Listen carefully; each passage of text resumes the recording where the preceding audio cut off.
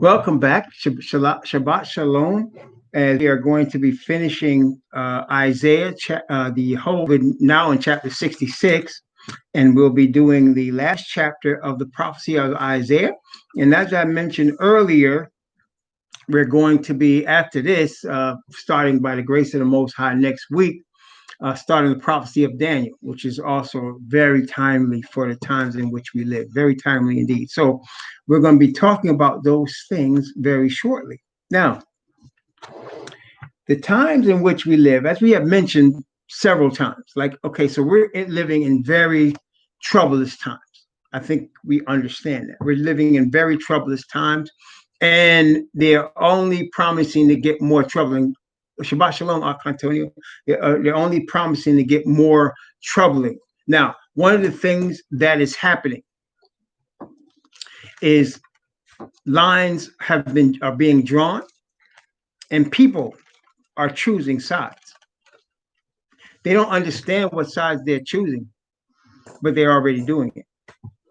In Revelation chapter 13, one of the things of Revelation, the thing that everybody focuses on in Revelation 13 is, verses 16, 17, and 18, especially verse 18. People focus on it. Okay, and I'll tell you the problem with that in a second, but let's take a look at it. Revelation chapter 13, verses 16, 17, and especially 18. Let's take a look at this. And he causes all, both small and great, rich and poor, free and bond, to receive a mark in their right hand or in their foreheads, that no man might buy or sell, save he that had the mark, or the name of the beast, or the number of his name. Here is wisdom.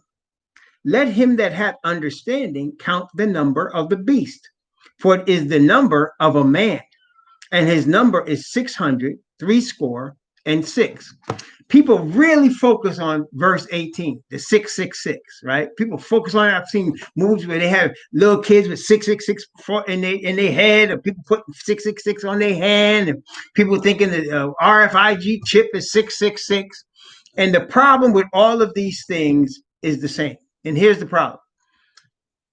In Christianity, you are taught to take a verse by itself and try to interpret it. That's what you're taught. So somebody will look at 666 and they make all kind of guesses as to what it is. Okay? They don't compare scriptures. They don't look at anything. Okay? And so they don't know what they're doing, and everybody that think they know what they're doing, they're guessing. Brothers and sisters, let me tell you something, man. You jump on a plane and you're flying in an airplane. Okay? And you're with 50 other passengers on this airplane. Do you want the pilot to be guessing as to what he should be doing with the controls? Do you want him to be guessing as to what direction the plane's supposed to go in and how to get it there? Do you want the pilot drunk or high while you're on the plane? Do you understand that's exactly what's going on now? This is no time to be guessing about what prophecy is.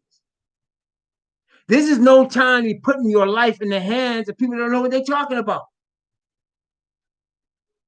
So how are you going to know? How are you going to know whether a person is guessing or whether they know what they're talking about? How are you going to understand?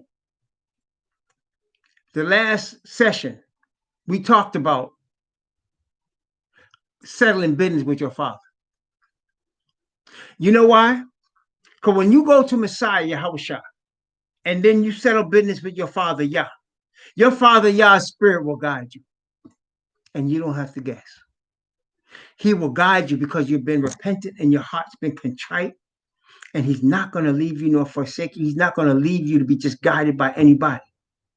You're going to be guided by his spirit. And that's why he called Messiah what? The shepherd.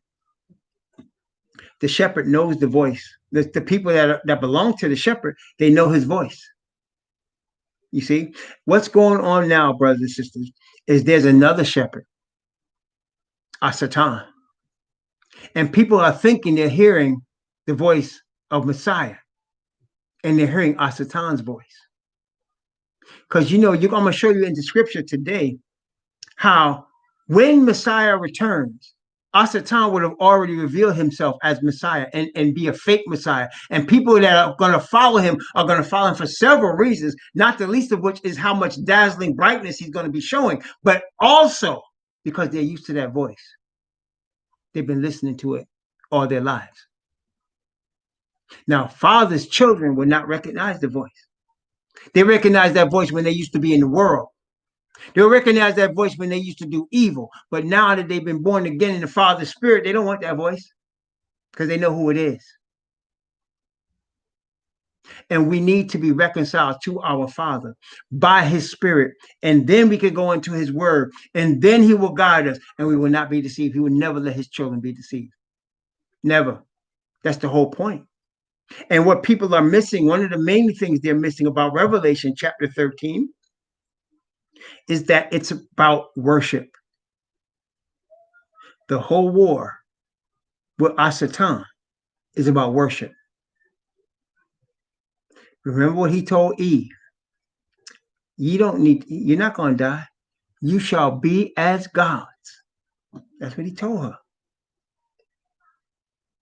And he told Messiah, you see all these beautiful things on the earth? He said, they're delivered to me to give to whoever I want. And he said, I'll give them to you if you worship me.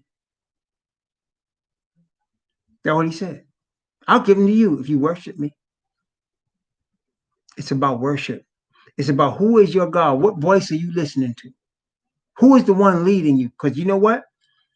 The people that don't think anybody's leading them are the most gullible of all. Because you're being led by some spirit. You just don't realize it.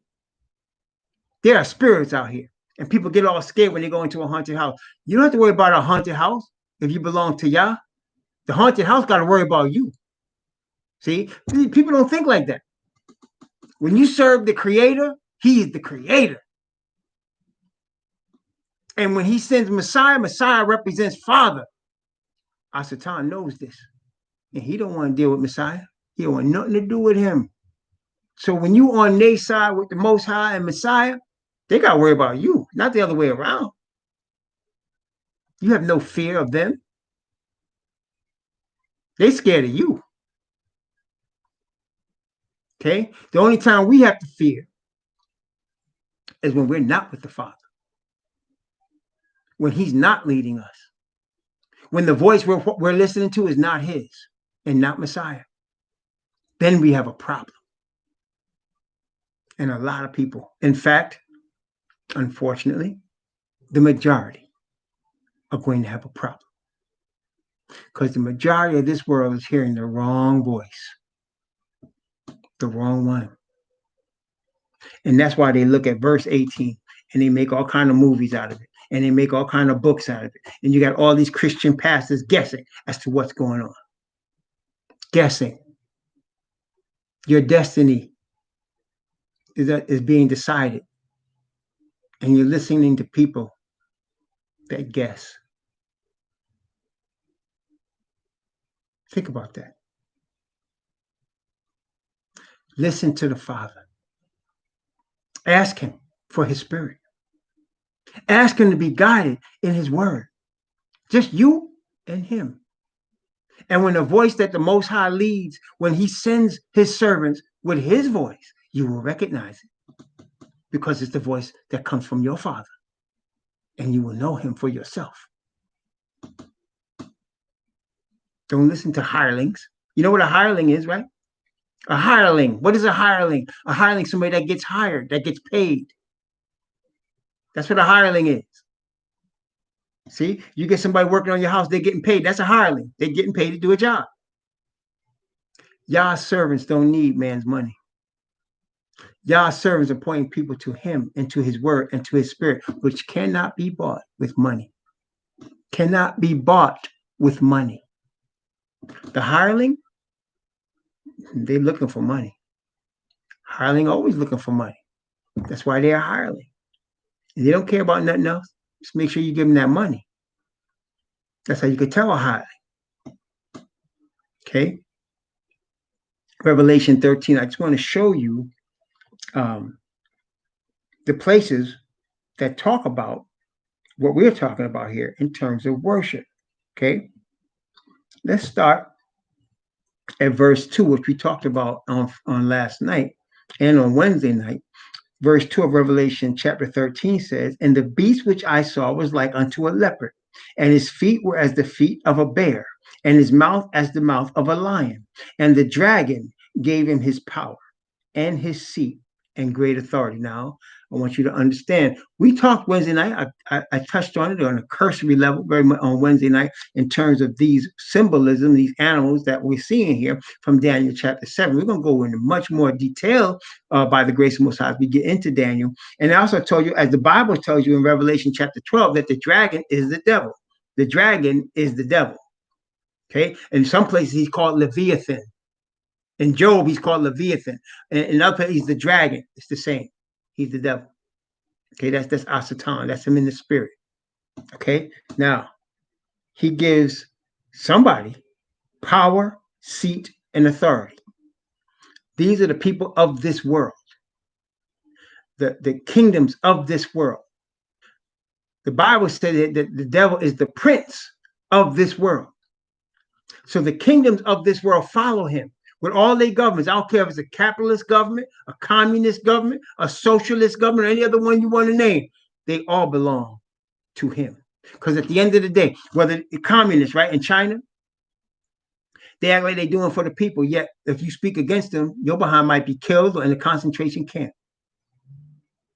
And there are few men that wield power over the whole billion people in China.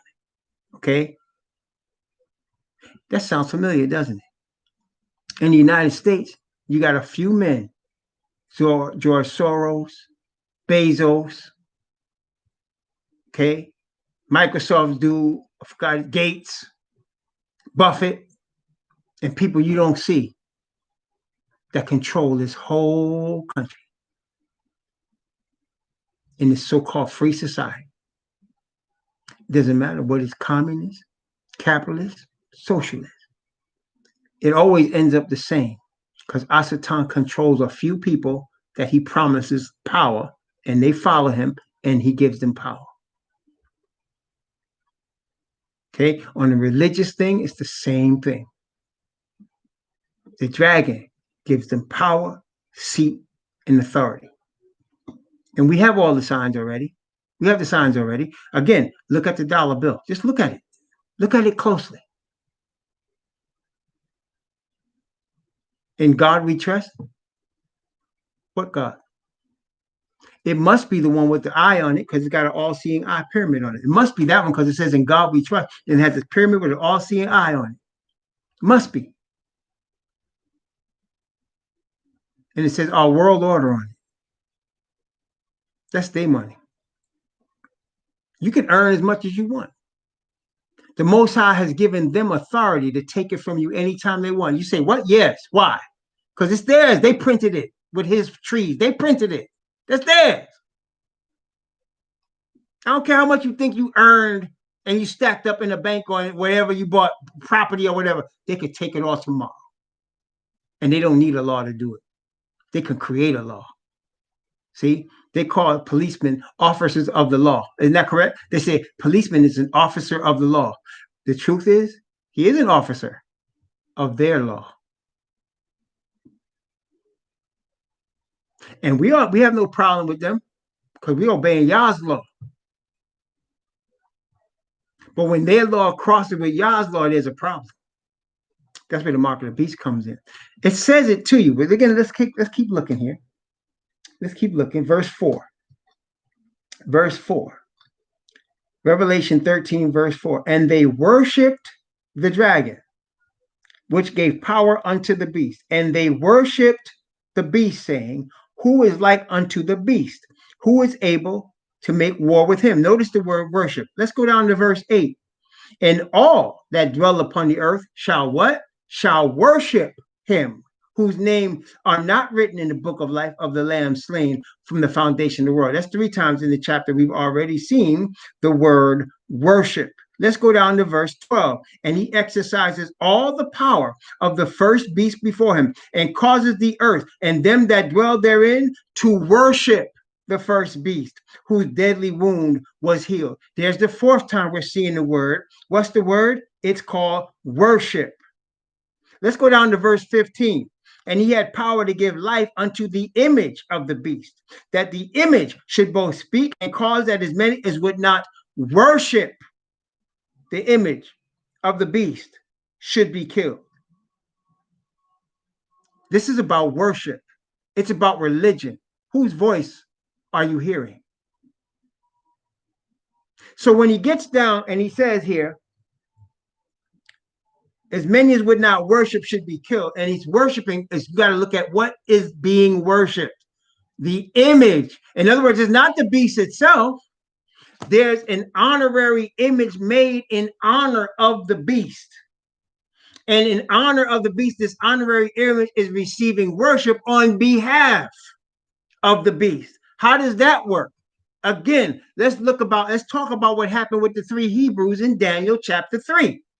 What happened? Nebuchadnezzar made a statue, all of gold. And he told, it was his statue, it was Nebuchadnezzar's statue. And he told all his leaders, worship this statue. Why? Because in worshiping a statue that Nebuchadnezzar made, you were giving honor to Nebuchadnezzar. When you worship the statue, you are worshiping who made it and who it's about. There's a statue of Michael Jordan in Chicago. If somebody was to bow down to the Michael Jordan statue, they're not only worshiping the statue, they're worshiping Michael Jordan. There is a statue of Magic Johnson in Los Angeles in front of the stadium. If somebody was to bow down to that statue, they're not only worshiping the statue, they are worshiping Magic Johnson. Do you understand? So what you have is you have a religious system. That's what this beast power represents. It's Vatican and all Christianity. That's the beast power. See, most people are in it and don't even realize. I'm not receiving the mark of the beast. You're already there. It's just academic for them to enforce it. You're already there. Okay? So what's the image to the beast? In the United States, in the lamb-like system, it's a system that looks like a lamb and speaks like a dragon. And then they have a system in Rome that is control, that the dragon gives power, seat, and authority. They control politics. They control media. They control business. They control the drug industry. Everything. The Bible says all that's slain upon the earth, she's responsible for. It's about worship. Who is your allegiance to? Not a chip. It's not a literal mark, even though it says scratch. You have to read the scriptures. Ezekiel chapter 9 set a mark that is like a literal mark on the foreheads of those that sigh and that cry for all abominations done. It wasn't really representing a literal mark. It was representing those that sigh and cry whose allegiance was to the Creator in the midst of apostasy. It's the same thing. When you're in religious systems, organized religious systems that are controlled and operated by the beast, you are worshiping the beast. Now let's go into the 666. This is very easy. You'd be surprised how easy it is. Here is wisdom. Let him that hath understanding count the number of the beast. Now, wait a minute. The beast has a number associated with it. The beast has a number associated with it. Okay? Does not Yah have numbers associated with him? Does he not? What number is associated with the Creator? Well, there's a couple of them. There's actually two numbers associated with the Creator. Y'all know it. The one of them is 7. That's his number. 7. Why? Because on the 7th day, he created a space of time that he called the Sabbath. And that day was created in honor of him. Okay, in 6 days, he made all this other stuff. But then on the 7th day, he just had a space of time. And he called it the Sabbath. They said, 7th day, this is the Creator's day. That's why John said, I was in the Spirit on the Lord's day. That's Yahweh's day, Sabbath. That's his number, 7. 7 means perfection. 7 means completeness. That's 7. I said he had 2 numbers. What's the other one? Well, the other one is really a number of his people, 12. 12, that's the number of his people. 12. 12 tribes, 12 apostles, 12 gates to the city, 12 stars in the woman's head. 12, that's the number of his people. then his number is 7. You understand? So he has a number. So what is Asatan's number?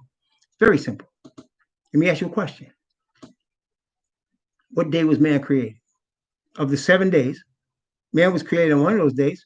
Which day was he created on? Man was created on the 6th day. Man was created on what? The 6th day. Okay? What was the doctrine? The first doctrine that Asatan introduced to Adam and Eve. To Eve, he introduced the doctrine. What did he say? He said, you can be God. You, man, 6th day, you could be God. You could be God. Why is there 6, 6, 6? Very simple. Revelation chapter 16. Revelation chapter 16. The 6th plague. Revelation 16. Notice what it says, Revelation 16. In the 6th plague. Verse 13. Verse 13. Revelation chapter 16, verse 13 and 14. This is not complicated. Revelation 16, verse 13 and 14. Notice what you see. And I saw 3 unclean spirits, like frogs, come out of the mouth of the dragon, and out of the mouth of the beast, and out of the mouth of the false prophet. For they are the spirits of devils, working miracles, which go forth unto the kings of the earth and of the whole world, to gather them to the battle of that great day of Al Shaddai. 3 unclean spirits: the dragon, which give power, seat, and authority to the beast, which also was the supervisor, where they made the what? Image to the beast. Who made the image to the beast? The lamb-like beast. So you have 3. You have the dragon, who is the devil himself. You have the beast, which is Catholicism. And you have the United States of America, which created and pushed Protestant Christianity. That's the false prophet. 6, 6, 6. Man as God. Is not this whole political and religious system created by man that we call Babylon? Is it not? Is it not against the truth of the Creator? Is it not? Do you see it? Not hard to see. So what's going to happen, brothers and sisters, is we're going to be placed in a situation where we're going to have to opt out of the system. We're going to have to opt out of the system. They're going to put us in a situation where we're going to have to opt out. We're not going to be able to go in a bank, into an airport. We're not going to be able to go into a corner deli to buy anything, because we're going to have to opt out the system. You're going to say, well, how are we going to live? Was there a previous time when the Israelites had to opt out of a system? Testing 1, 2, 3. Testing 1, 2, 3. Is there a previous time in the Bible where the Israelites had to opt out of a system? What was that time when they had to opt out of the system? And how did they survive when they opt out of the system? What happened? Did you read what happened in Egypt? Did you read what happened in Egypt? What happened in Egypt? They had to leave the Egyptian system, the system by which they got their money, the system by which they was fed, the system by which they were clothed. They had to leave the system. How did they survive? The Most High provided for them. He brought them bread from the sky and water out of rocks. He provided for them, and he promised us. We read it already in Isaiah chapter 30. He's going to provide for us bread, and he said your water is going to be sure.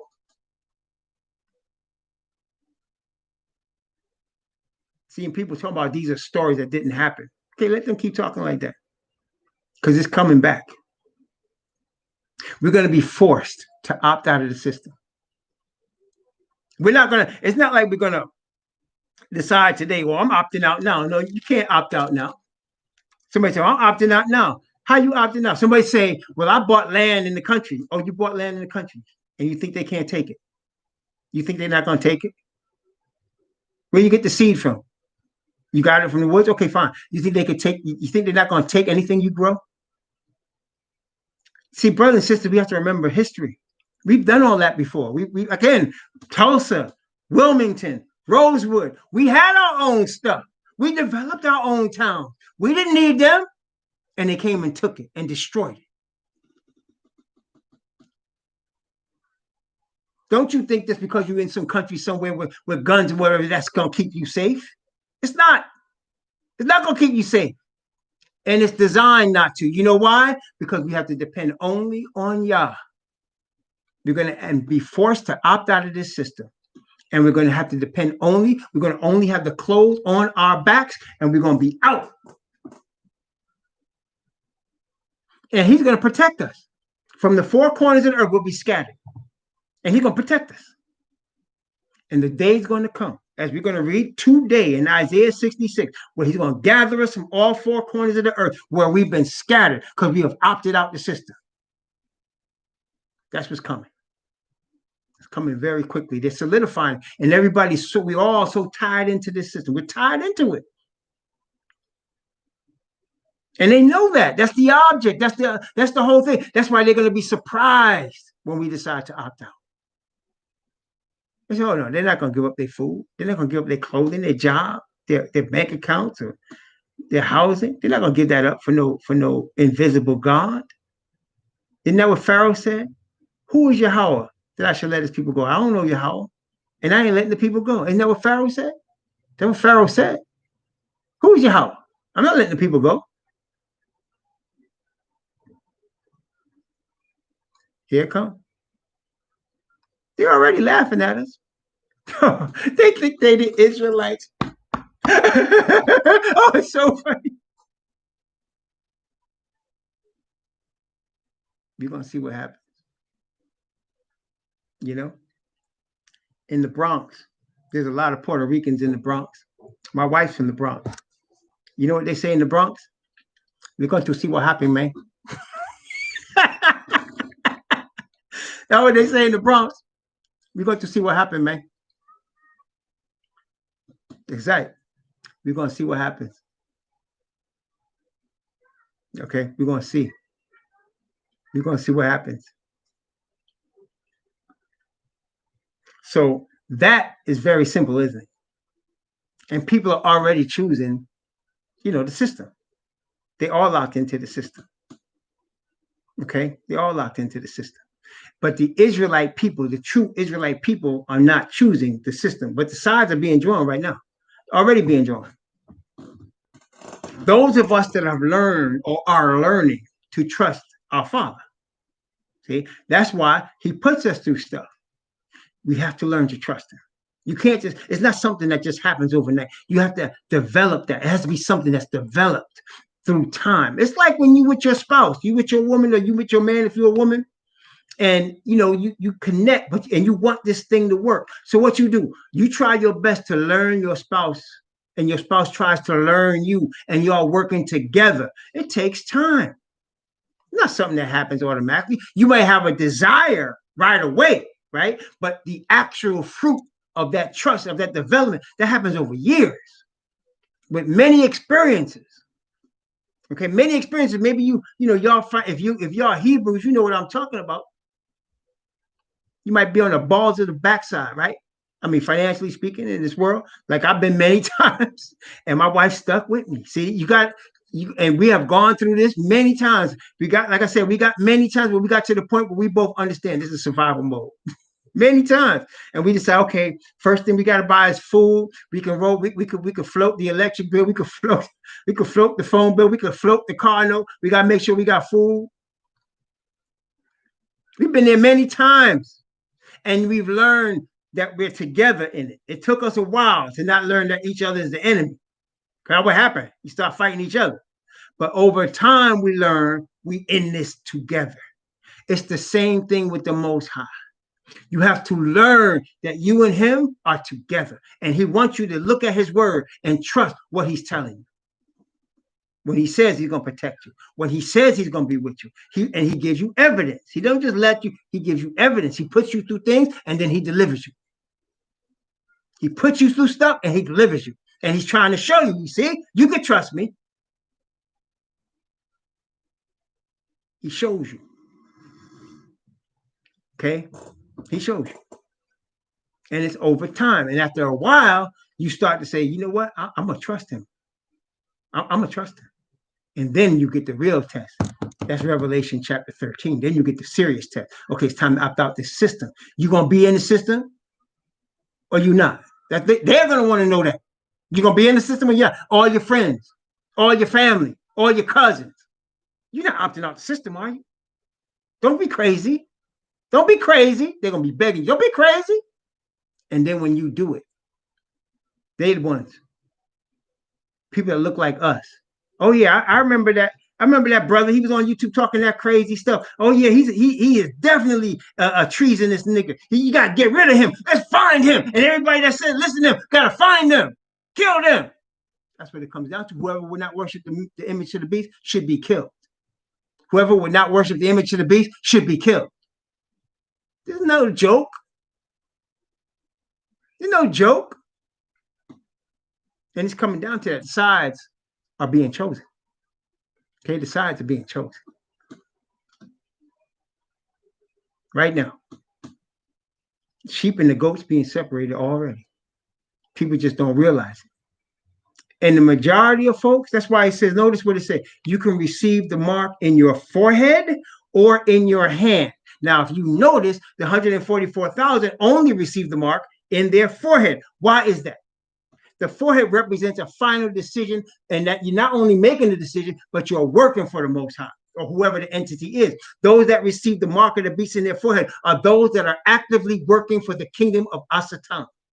Those are spiritual wickedness in high places, and all of these infiltrators and all these traitors, they the ones that got it in their forehead. They're actively working for as agents for the current system, for the system of Babylon. They're actively working. Either they're in the religious pulpits, putting stuff out there and causing people to get deceived, or they're in government, or wherever they be. They're active agents for the enemy.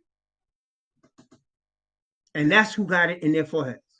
Because they're giving over, just like the 144,000 and those with them are giving over for the glory of Yah. They're giving over for his commandments. They're giving over for his word, and they will not leave. That's why they'll opt out. They get it in the foreheads. Now, what about those that get it in the hand? That's the majority. The majority get it in the hand. Those are the ones that want to act like, oh, this is just gonna blow over. These people are a little bit, they're a little bit radical. They're fanatical. It's gonna blow over. Let's just, stay the course. Let's just stay cool. I know cousin Gabar is losing his mind a little bit, but don't let that sway us. This is gonna pass. We're gonna continue as we always were. Those receive it in the hand. That's the hand right there. They're gonna continue to do their works. They don't opt out the system, and they just continue. That's the majority. Those are the ones that want to deny what they're looking at in their face. They see oppression. They see people getting thrown on the street, and they're acting like, oh, it's not that bad. It's going to pass. This is just the economy. They just need to work harder. They need to go get jobs.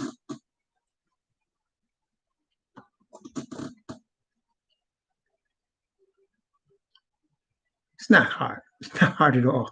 It's very simple, brothers and sisters. Very simple, isn't it? Very simple. What's not simple is when you make that decision, because the lines are being drawn. It's already being drawn. Okay, it's already happening. Process is not just something that happens in one day. Like I said, just like trusting the Most High doesn't happen like you decide to trust him, but learning to trust him takes time. Right now, people are making decisions every day. They don't realize that they're making decisions either for Yah or against him. Little decisions piling up every day. And they're hearing a voice. Are they hearing Yah's voice? Are they, or his rep, the Messiah, the teacher? Are they hearing that voice, the shepherd's voice? Or are they hearing Asatan, who act like he act like he's the Most High servant? He act like this is his. Notice it said the dragon, the beast, and the false prophet. He said he saw. Notice again, let's look back at that. Revelation chapter 16, verse 13. And I saw 3 unclean spirits like frogs come out of the mouth of the dragon. So he actually saw the dragon. Have you seen the dragon? I mean, really? The devil himself? You have not yet. Don't worry, you're going to. What Messiah tells us? Going to be false Christ, false prophets. He said, don't worry, Paul said, even Satan himself make himself into an angel of light. That's what he said. That's what he said. So right before the real one comes, the fake one's going to come. And most of this earth vast majority, going to follow him. And he's the one that's going to lead the armies against Yah's chosen and against Messiah. and he's gonna get beat. See again, Revelation chapter 19. Revelation 19. Okay, Revelation 19. Let's just read a couple of verses, but we can see what's going on. Revelation 19. And verse 11, and I saw heaven open, and behold, a white horse, and he that sat upon him was called Faithful and True. And in righteousness he does judge and make war. So here comes Messiah and his armies, right? Here comes Messiah and his army. Now look, let's skip down. Verse 19.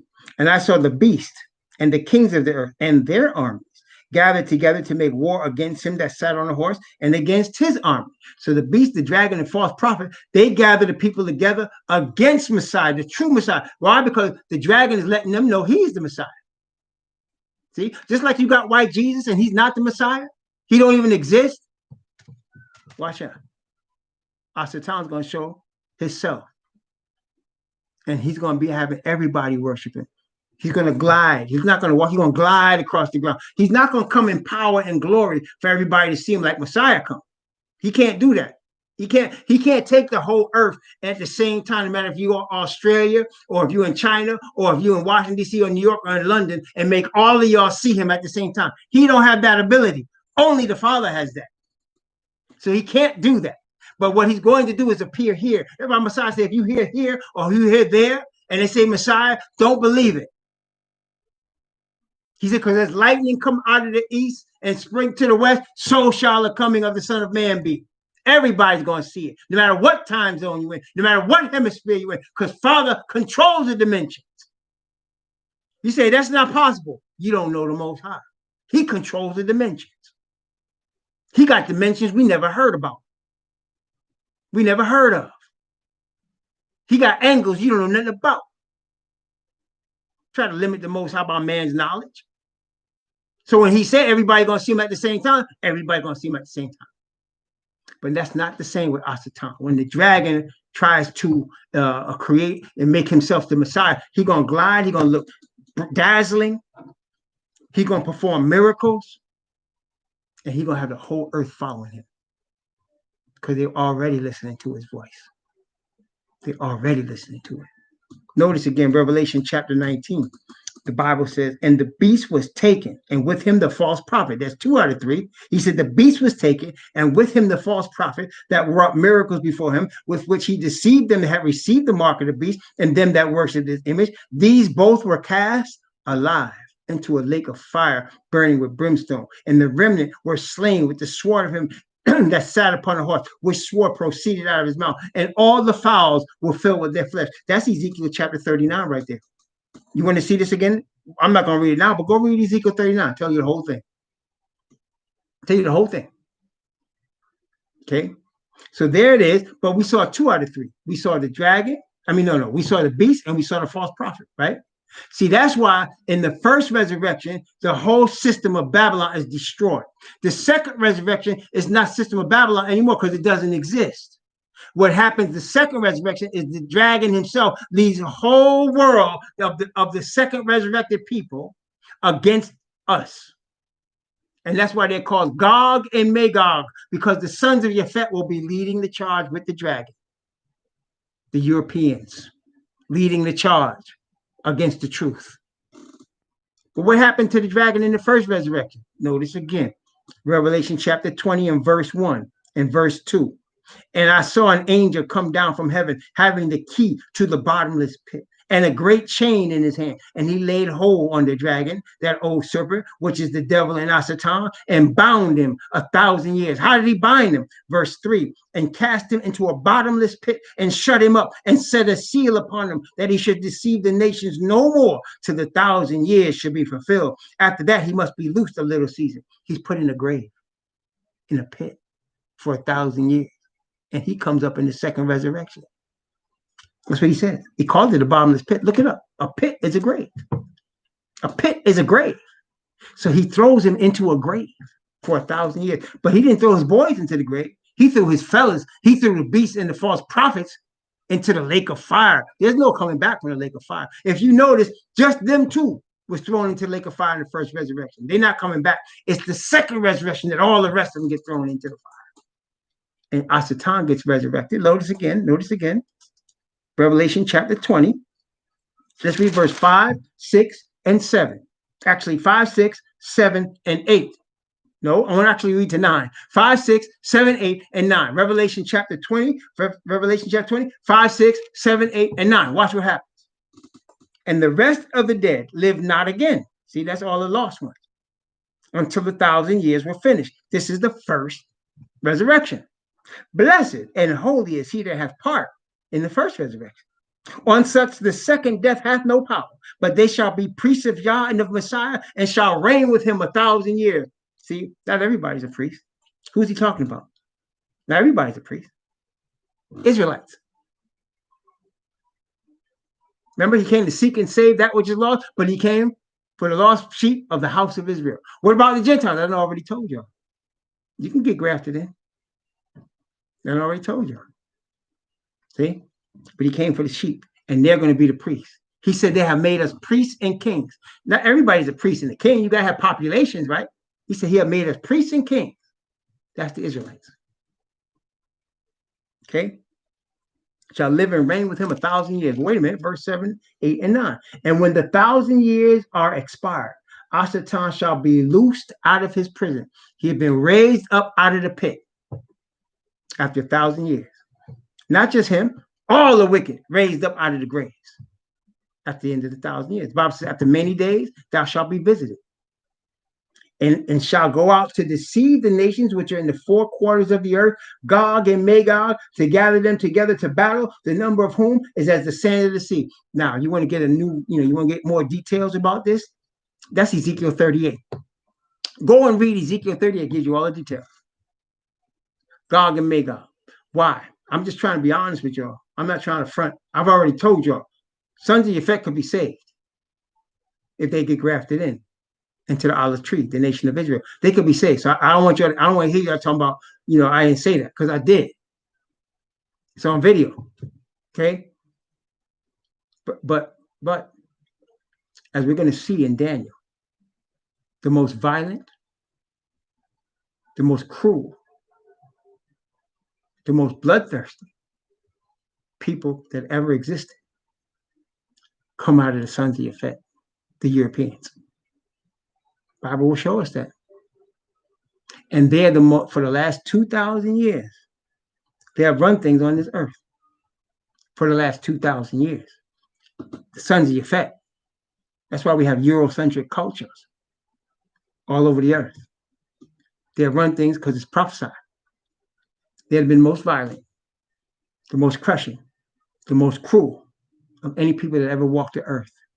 Y'all got to receive that. See? We will receive our truth about our people. You got to receive the truth about yours. You understand? The most dangerous human being on earth is a Caucasian male. He's the most dangerous. You put the Caucasian male in the corner, he'll press all the buttons he needs to press to destroy this place. He already did it to the Japanese. Dropped a bomb on one city, destroyed men, women, and children. And just for spite, the second bomb wasn't necessary. Truman said, I'm going to show the Russians we mean business. I'm going to show the Russians we mean business. Let's drop the second bomb on Nagasaki. Let's watch this. Bang! You put a white Caucasian male in the corner, he'll destroy the earth to save himself. They're the most cruel people ever walked this planet. That's why those Caucasians that receive this truth are blessed. Blessed among all Caucasians, they are blessed because they have overcome the sins of their fathers. That shows the grace of the Most High. Those that come to this truth and humble themselves. And even them, if most of them, the ones that I have met and I have baptized some of them, they come out of hell, man. They've been raped, they've been beaten, they've been chewed up by this system. And that's why they understand where we come from. Okay, that's why they understand where we come from. But the ones that got a little bit of money, a little bit of prestige, a little bit of power, they ain't going nowhere. They stand with Asatan. With all the coons and sellouts. They stand with Asatan. Okay? But he said, and he shall go out to deceive the nations which are in the four quarters of the earth, Gog and Magog. Gog and Magog are literally Europeans. To gather them together to battle, the number of whom is as the sand of the sea. And they went up where? They went up on the breadth of the earth and compassed the camp of the saints about and the beloved city. And fire came down from Yah out of heaven and devoured them. They're going to try to He said the camp, that's the nation. The whole earth's population that's resurrected is going to come and try to overtake us in the nation. See what I said? Our destruction of them is not going to be offensive. It's going to be defensive. They're going to come at us. And when they come at us, they're going to have a problem. And it's their final problem.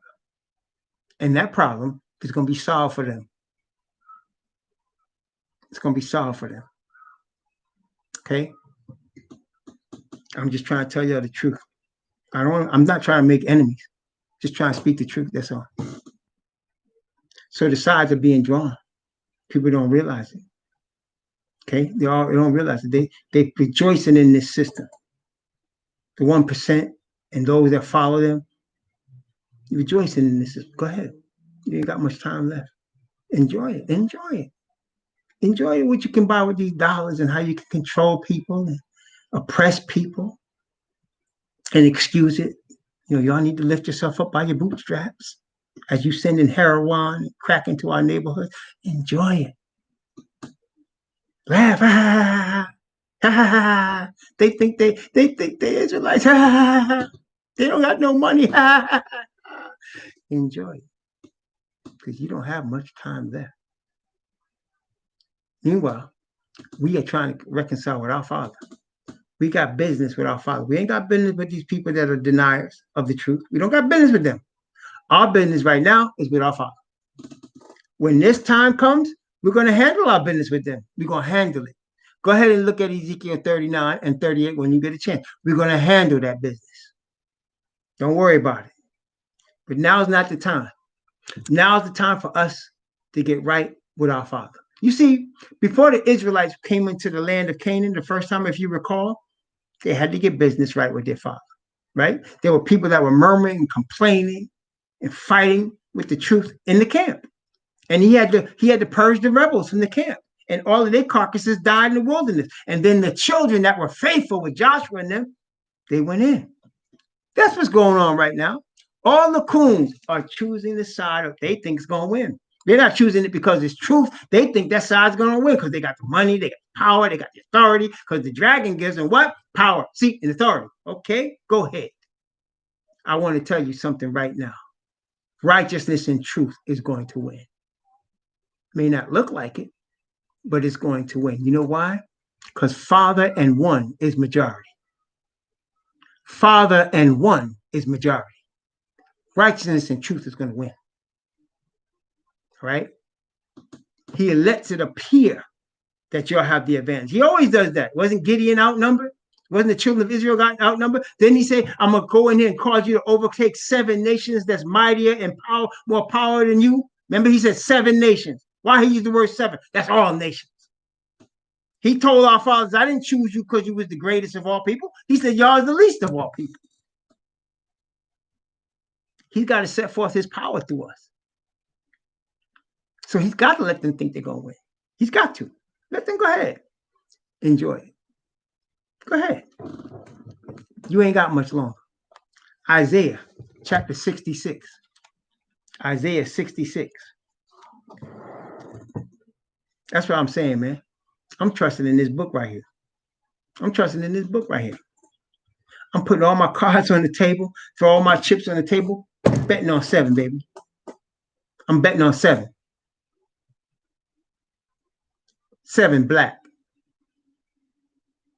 Revelation chapter 66. Revelation 66, beginning at verse 1. Revelation 66.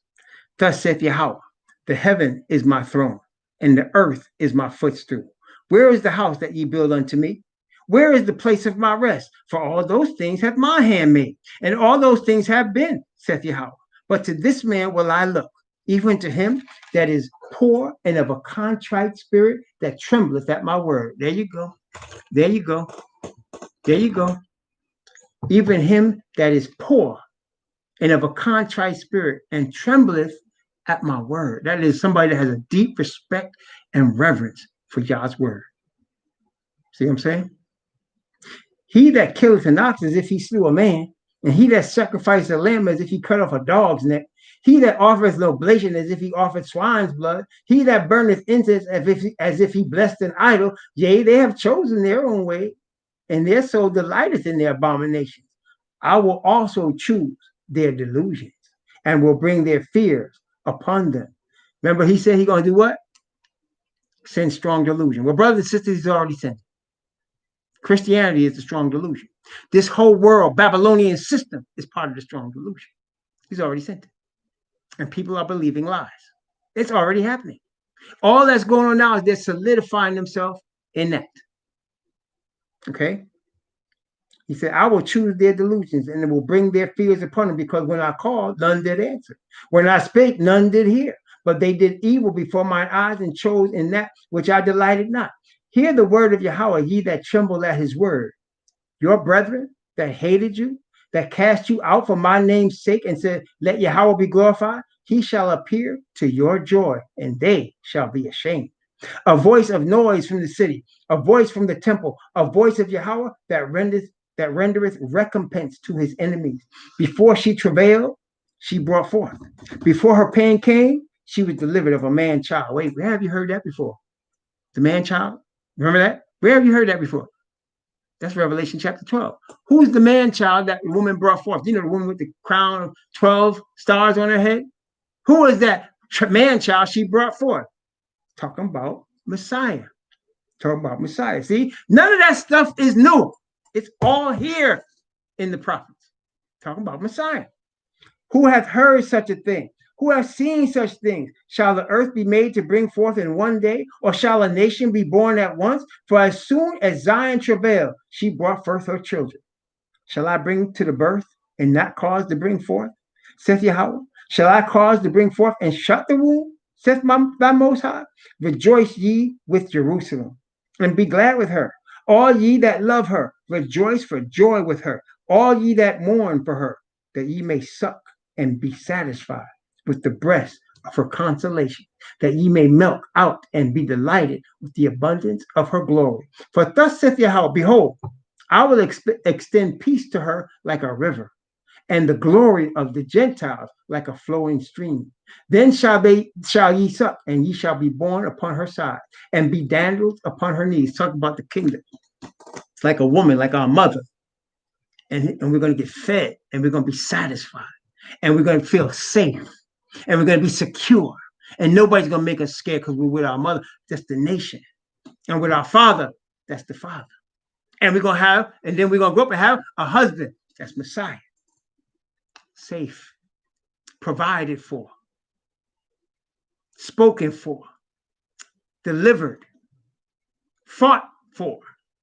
Yeah, praise the Most High. Praise the Most High. Notice verse 13.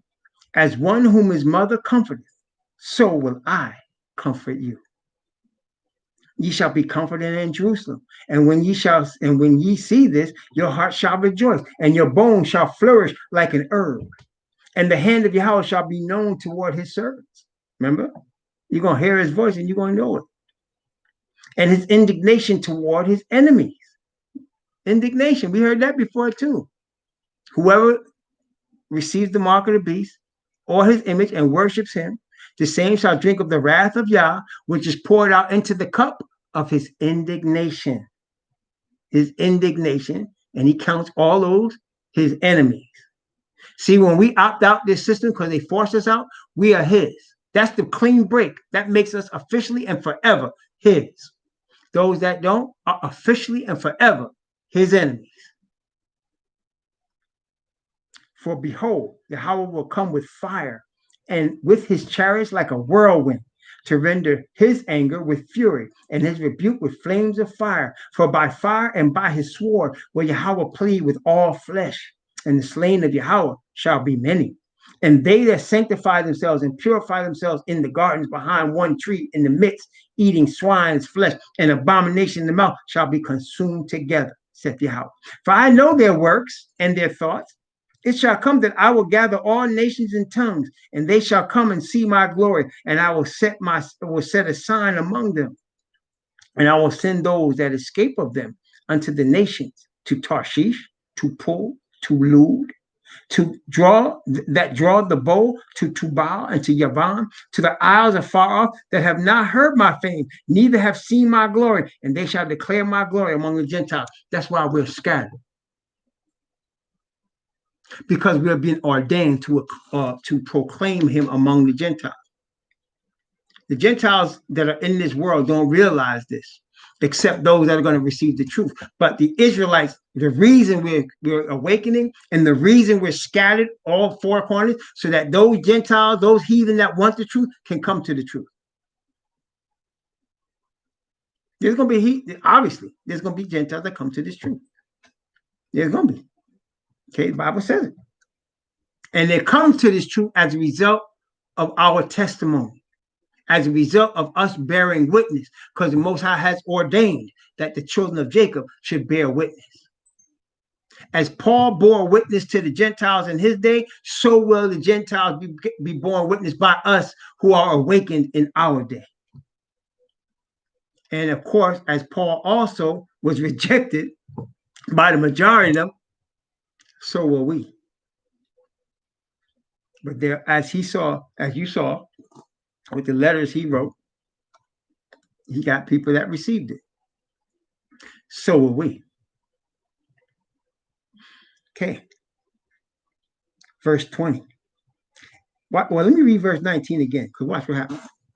And I will set a sign among them, and I will send those that escape of them unto the nations, to Tarshish, to Pul and Lud, that draw the bow, and to Tubal and Yavan. These are all Gog and Magog people. To the isles afar off that have not heard my fame, and not just Gog and Magog people as far as Eurocentric, European, but you got Gog and Magog people from China, Japan, right? India, Southeast Asia. They're all over the world. There's a lot of people that don't not even in Christianity or Islam. You got people that are Buddhist and Hindu. They haven't heard this word. They don't understand what the hubbub is about. They heard of, but they don't understand all this hubbub. And then, of course, these Caucasians have sent their missionaries to all of these places to bring them the false gospel, and it's all over the world. If it was the true gospel, it would be done already, right? Because the false gospel gone all over the earth. The white Jesus gospel is everywhere, but it's the false gospel. It's not the true one. The only people that can bring the true gospel are the true Hebrews. Let me say that again. The only people that can bring the true gospel are the true Hebrews. That's it. And they're going to do it to all these nations that have not heard his name. Okay?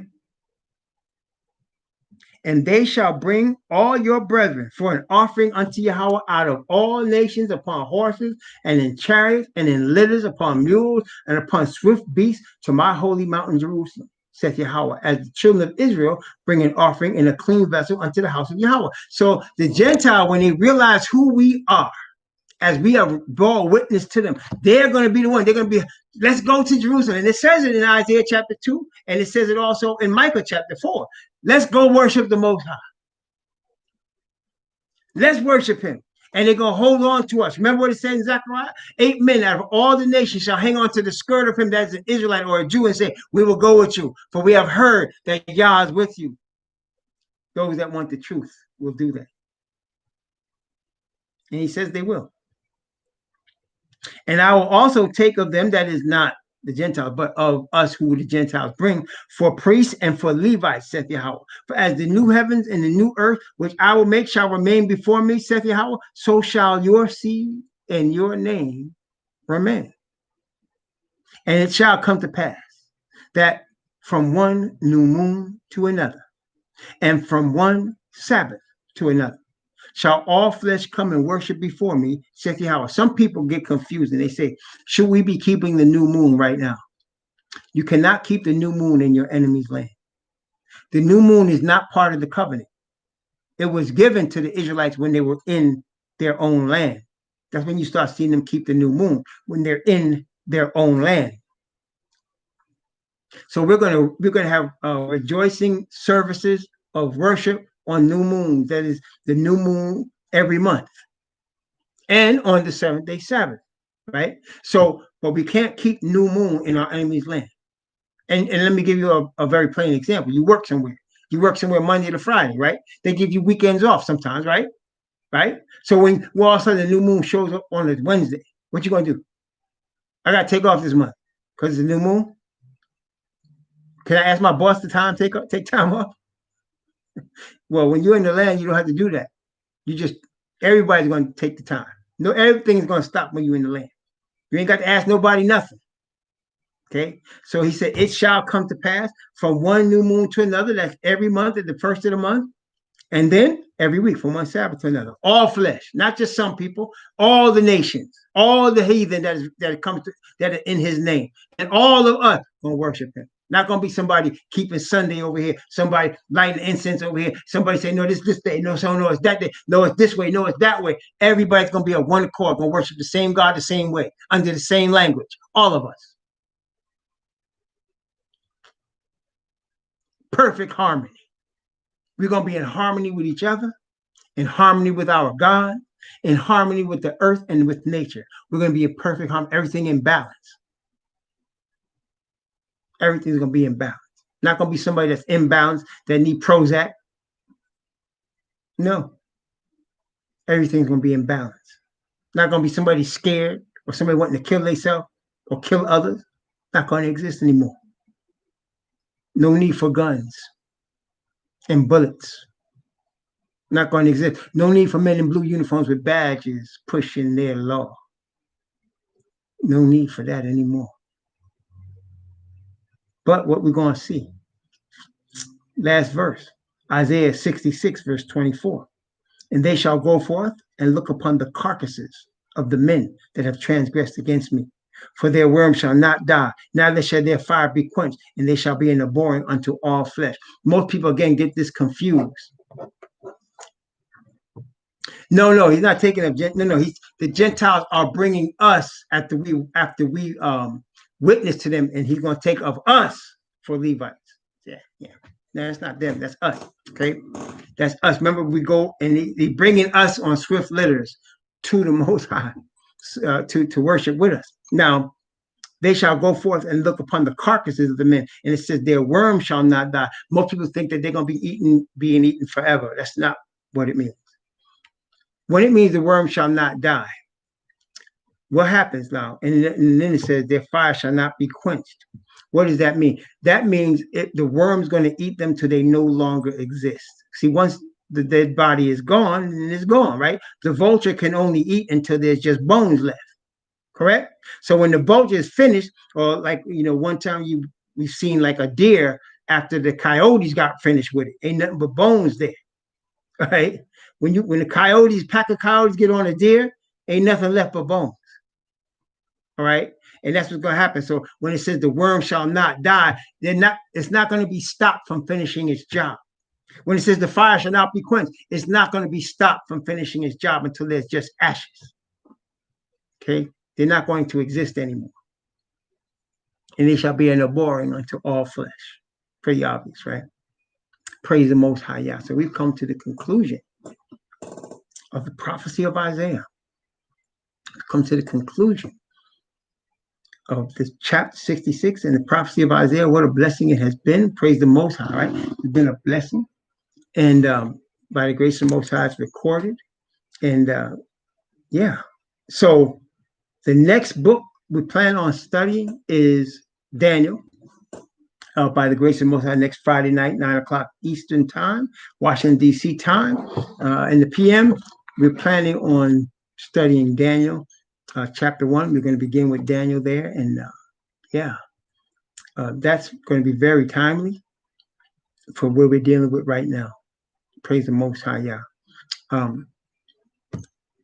If you have any questions, feel free to reach me via YouTube. When you go to YouTube to Raw Hebrew Remnant, you can send questions, under comments or contact me there privately. You could do that. Okay, by the grace of Most High. Also, we have rawhebrewremnant.org, the website, where you could also leave questions there as well. Okay, by the grace of the Most High. Please continue to pray for us that we be faithful, and we will pray for you that Yah make you faithful, and Yah will add to the nation daily such as should be saved. Praise the Most High, Yah.